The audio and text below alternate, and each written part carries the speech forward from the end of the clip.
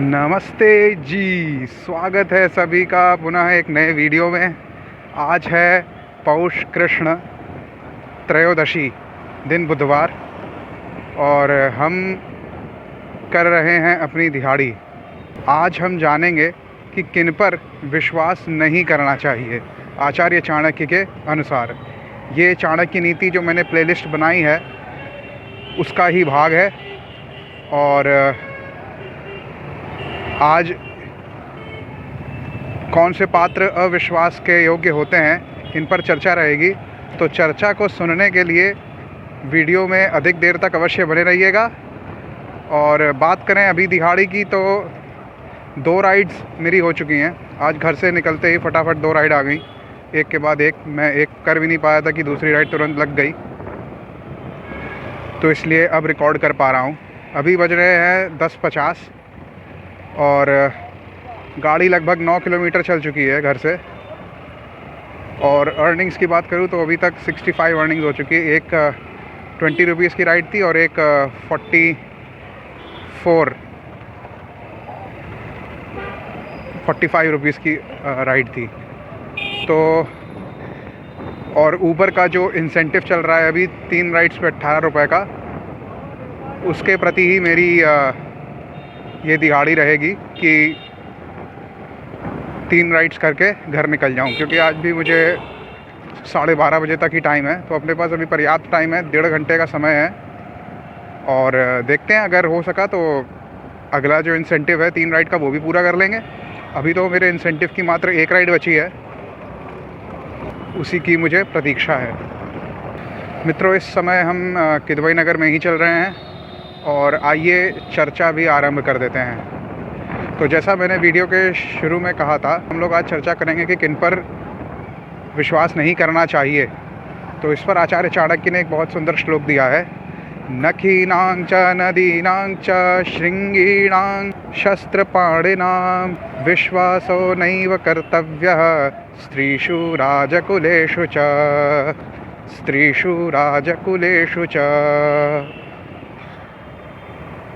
तो इस श्लोक में नखीनांग, नख वाले प्राणी अर्थात शेर, चीता, बाघ, ये सब नख वाले प्राणी हो गए।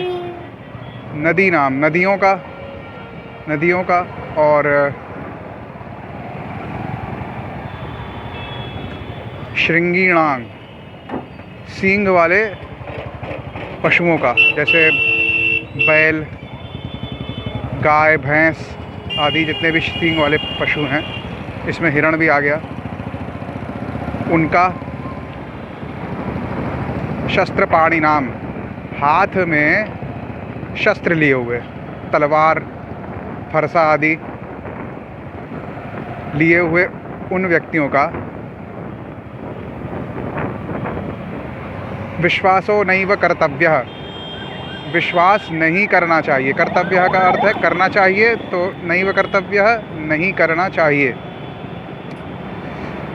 और अभी 2 पात्र और रह गए, स्त्रीषु राजकुलेषु च, स्त्रियों का और राजकुलों का। तो अब यहाँ पे आचार्य चाणक्य ने स्त्री की बात कर दी है कि स्त्री पर भी विश्वास नहीं करना चाहिए।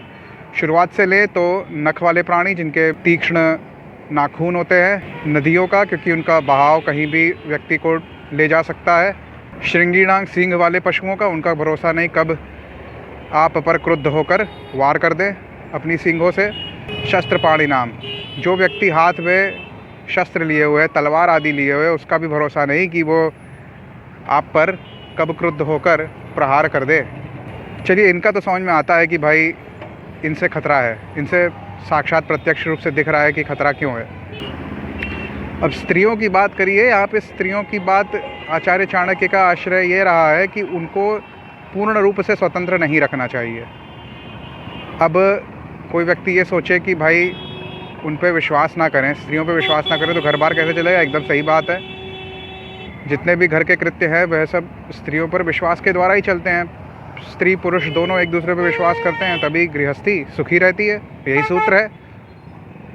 पर आचार्य चाणक्य यहाँ पे कह रहे हैं कि स्त्रियों पे विश्वास नहीं करना चाहिए। तो उनका आश्रय इस पे है कि उन्हें पूर्ण रूप से स्वतंत्रता नहीं देनी चाहिए, अर्थात उनको, क्योंकि उनके पतित होने का डर सबसे अधिक रहता है, अर्थात कि वह किसी धूर्त पाखंडी के बहकावे में ना आकर अपने चरित्र का पतन कर लें।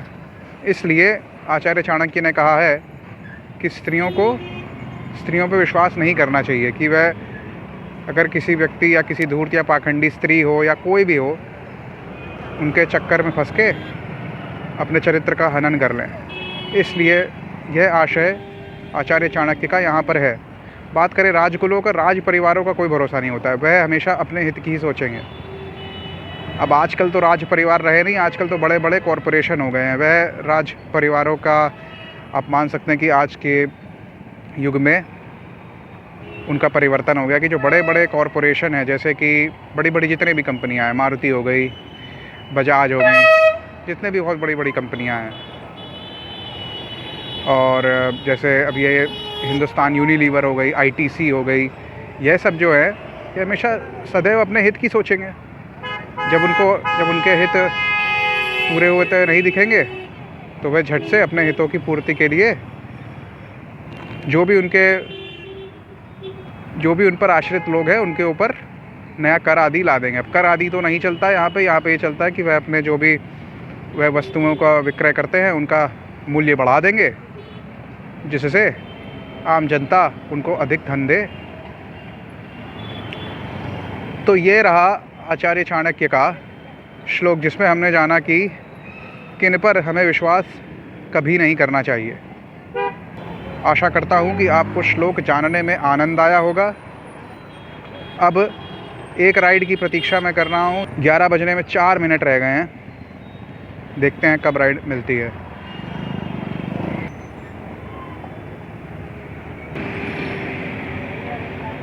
फ़ोन भी चार्जिंग में लगा दिया, अब देखते हैं।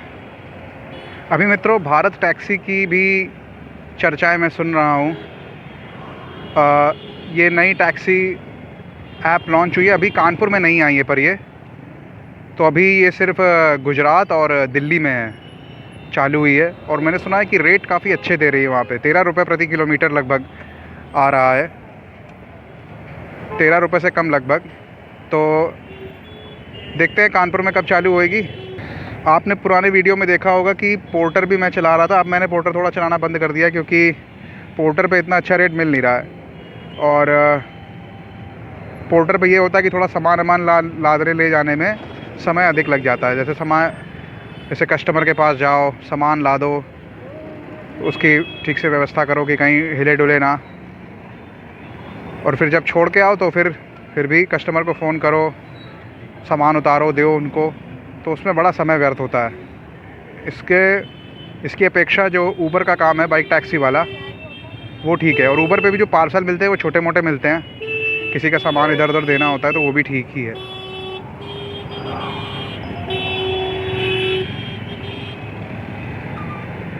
देखिए झपट्टेबाजी का उदाहरण हमें दिख गया देखने को।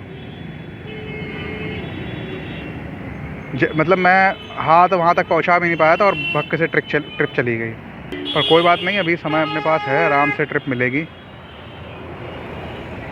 किदवई नगर हमें निराश नहीं करेगा, मुझे पूरी आशा है। मित्रों एक ऊबर पे पैकेज मिला है, मैंने जल्दी में एक्सेप्ट कर लिया कि मुझे राइड मिल जाए। पता चला राइड है नहीं है, पैकेज है। और पैकेज ट्रिप्स पे जो है ऊबर का इंसेंटिव नहीं काम करता है। तो जो ऊबर का इंसेंटिव है वह सिर्फ़ और सिर्फ बाइक टैक्सी के लिए है। और बाइक टैक्सी को जो लेबल है वो दिया है बाइक या बाइक सेवर। हम लोग लोकेशन पे आ ही गए हैं लगभग, जहाँ से पार्सल का पिकअप है। हाँ आशीष जी, आपका ऊबर पे पैकेज है? हाँ मैं खड़ा हूँ, लोकेशन पे खड़ा हूँ, दिल्ली हेयर स्टूडियो। हाँ जी। अब रैपिडो रोता रहता है, रोजाना बम्पर इंसेंटिव, रोजाना ये, रोजाना वो। मैंने कहा बैक मूर्ख बनाया करता है, बस कुछ नहीं, बम्पर पंपर है। अब हमें यहाँ से जाना है जाजमऊ। ऐप में पेड है, ठीक ठीक है। JK कॉलोनी जाजमऊ, ये साउथ एक्स मॉल है। यहाँ किदवई नगर में एक ही मॉल है ये।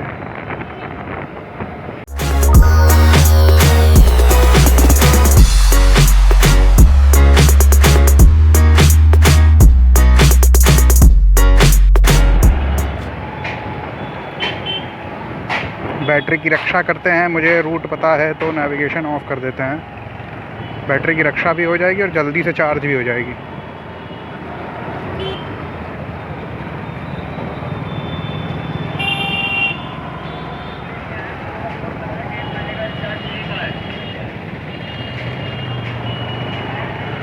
चाहिए पुलिस जी, आपको तो पूरी छूट है कि आप जो मनोज इधर से निकालिए। हम तो छोटे लोग हैं। अभी मेरे घर के नीचे फिर एक कांड हुआ, एक लोग फिर से जलाने आ गए तार आर। अब भाई अधिकतर भारत में लोग ऐसे ही भरे हैं, उनको परिश्रम तो करना नहीं है, उनको बस इधर उधर का माल मिल जाए, मार ले और उसको बेच दो। और कौड़ी का लाभ होता है, कोई बहुत विशेष लाभ नहीं होता है कि उनके साल भर के खाने का प्रबंध हो जाए, ऐसा कुछ नहीं होता है। पर वही है ना कि मानसिकता ही ऐसी हो गई है, ऐसी आदतें हो गई है। ये कौन गंदगी कर रहा है यार? ये महाराज हैं।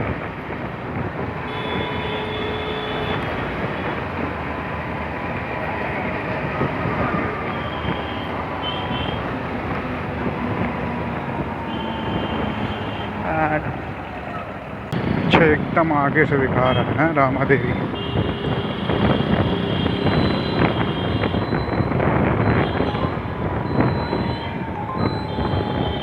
ये कैसे हम ले लें यार?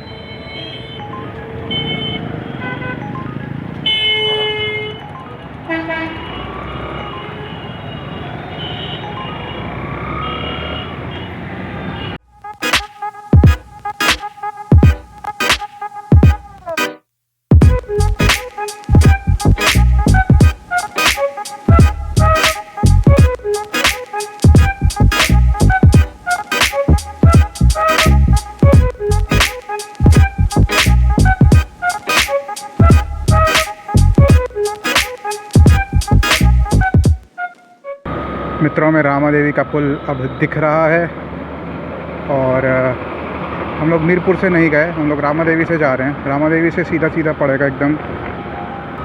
हाँ, मुझे भ्रम हो गया, मुझे लग रहा है ये रामा देवी का पुल अभी रामा देवी नहीं दिख रहा होगा, अभी तो ये श्याम नगर वाला चौराहा आएगा, उसके बाद आगे आएगा रामा देवी चौराहा।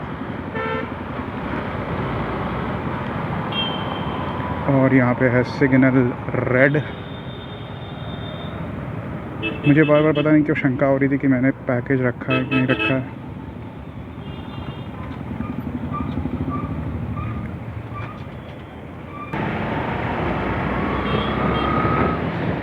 मित्रों, एक वीडियो में मुझे लग रहा है कि एक बार ब्लाइंड स्पॉट्स की बात करते हैं। ये बहुत ही कम समझा हुआ विषय है। क्या होता है कि कोई भी वाहन आप चला रहे हैं, उसके कुछ ब्लाइंड स्पॉट होते हैं। अर्थात जैसे आपके पास एक तो सामने देखने के लिए है ही, और पीछे देखने के लिए भी आप मिरर्स की सहायता लेते हैं। सामान्यतः मैं भी यही करता हूँ भाई, पीछे मुड़ के थोड़ा ना देखते हैं गाड़ी चलाते हुए कि पीछे मुड़ के देख रहे हैं। फटा जल्दी से एक नज़र इधर मारी लेफ़्ट या राइट मिरर पे और पीछे का दिख जाता है। पर तो ब्लाइंड स्पॉट्स वे स्पॉट्स होते हैं जहाँ पे ड्राइवर को नहीं दिखता।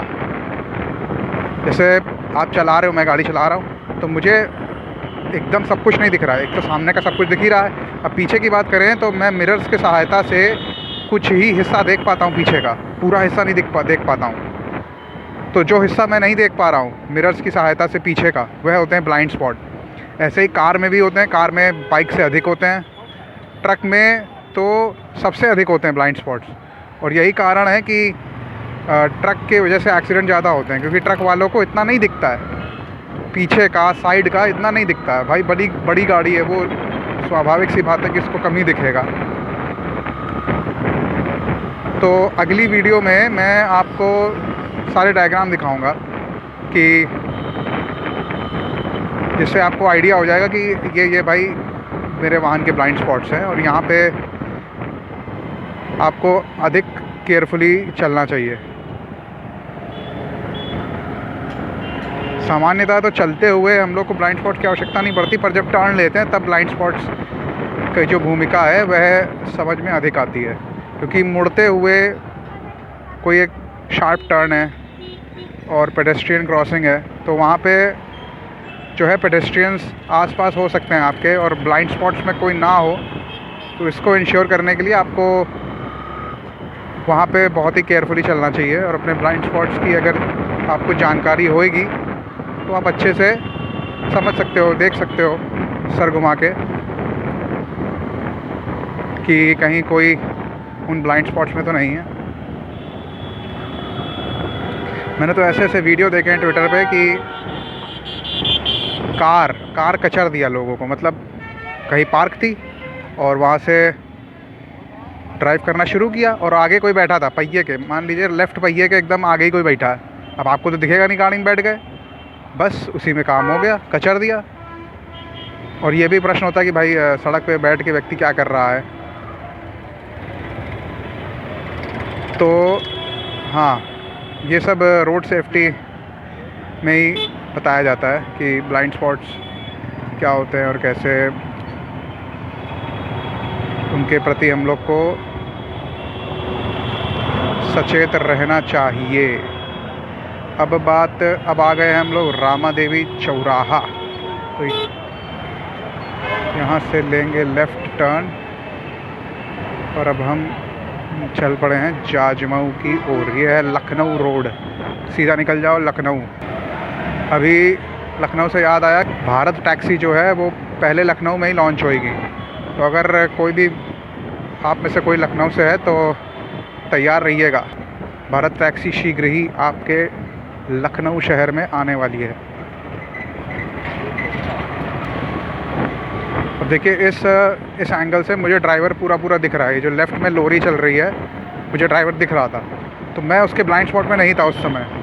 जहाँ से मुझको भी ड्राइवर दिख रहा है और ड्राइवर मुझको भी देख पा रहा है रियर व्यू मिरर के द्वारा, तो समझ लीजिए आप ब्लाइंड स्पॉट में नहीं हैं। और जहाँ पे आप ऐसी जगह खड़े हैं कि जहाँ से आपको रियर व्यू मिरर में ड्राइवर ठीक नहीं दिख रहा है, तो समझ लीजिए आप ब्लाइंड स्पॉट में खड़े हैं। एक ये बहुत ही अच्छा तरीका है पता करने का कि आप ब्लाइंड स्पॉट में हैं कि नहीं। अब यदि आप पैदल यात्री हैं और आपके आसपास गाड़ी चल रही है और आप गाड़ी के बहुत ही पास खड़े हैं, तो आप भी इसके द्वारा जान सकते हैं कि आप ब्लाइंड स्पॉट में हैं कि नहीं। यहाँ तो ठंडी ज़्यादा लग रही है।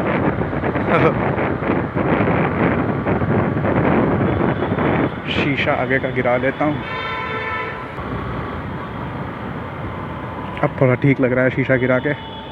हो सकता है आपको जो मेरी ध्वनि हो वो भी कुछ अलग तरह से सुनाई दे रही हो। और मुझे ये भी देखना है कि हाई स्पीड पे जब मैं वाइज़र गिरा देता हूँ तो क्या माइक में जो विंड ब्लास्ट है उसकी तीव्रता कम हो जाती है क्या।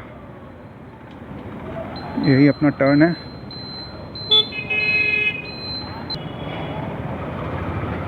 आहा, धूप, अभी भी धूप कुछ समझ में आती है।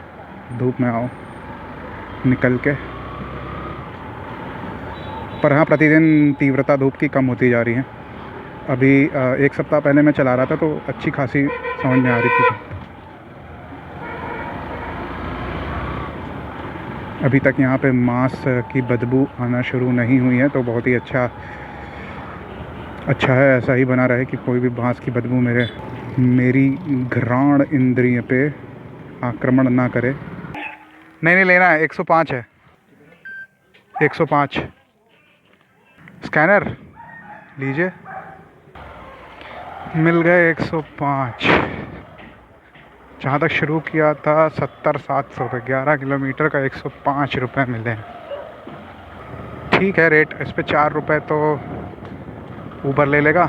अगले दिन प्लेटफॉर्म फ़ीस मतलब कुछ है इनका चार्ज, तो जो पैकेज आप जो करते हो उस पर 4 रुपये वो अगले दिन ले लेता है। ठीक, तो मान लीजिए मोटा मोटा 100 रुपये मिला लगभग 11 किलोमीटर के, तो वही 9 का रेट है पैकेज में। हाँ थोड़ी अच्छा तो रहता है ये। तो एक ट्रिप का और प्रतीक्षा करते हैं। अभी हम लोग घर से थोड़ा दूर भी हैं, तो घर पहुंचते पहुंचते ही कहो मिल जाए एक ट्रिप। मित्रों अभी हम ग्रीन पार्क के पीछे चल रहे हैं। ग्रीन पार्क क्रिकेट स्टेडियम है कानपुर में, और भी यहाँ खेल करवाए जाते हैं, छोटे छोटे ग्राउंड वगैरह हैं। और भी यहाँ पे एक राइड मिली थी,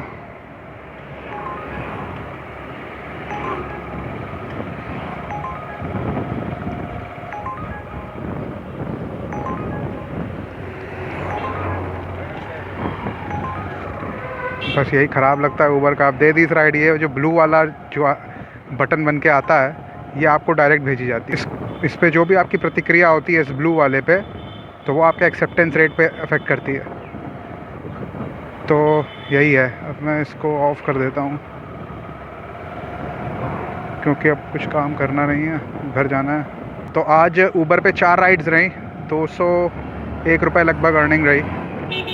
अभी ये 31 रुपये की राइड थी, 30 रुपये लगभग, 4 किलोमीटर थी लगभग। तो मित्रों वीडियो को मैं यहीं तक रखूँगा। आशा करता हूँ जो मैंने चर्चा आज करी कि किन पर विश्वास नहीं करना चाहिए वह आपको समझ में आई होगी, और कमेंट करके अवश्य बताइएगा कि चर्चा आपको कैसी लगी। और वीडियो यदि अच्छी लगी हो तो वीडियो को लाइक अवश्य करिएगा, उससे मुझे पता चलता है कि व्यूअर्स को ये कंटेंट अच्छा लग रहा है कि नहीं लग रहा है। तो लाइक अवश्य करिएगा और कमेंट भी कर दीजिएगा। अगर आपके पास और कोई सुझाव वगैरह हैं तो वो भी अवश्य नीचे कमेंट कर दीजिएगा। और यदि आपको जानना है कि कौन सी बाइक टैक्सी सर्विस सबसे अच्छा रेट देती है जो ड्राइवर्स हैं उनको, तो वो वीडियो भी मैंने एक बनाई हुई है, उसको भी अवश्य देखिएगा। वो अब आपके स्क्रीन के टॉप राइट पे यहाँ पे दिख रही होगी। तो मिलते हैं आपसे शीघ्र ही अगली वीडियो में, तब तक नमस्ते जी।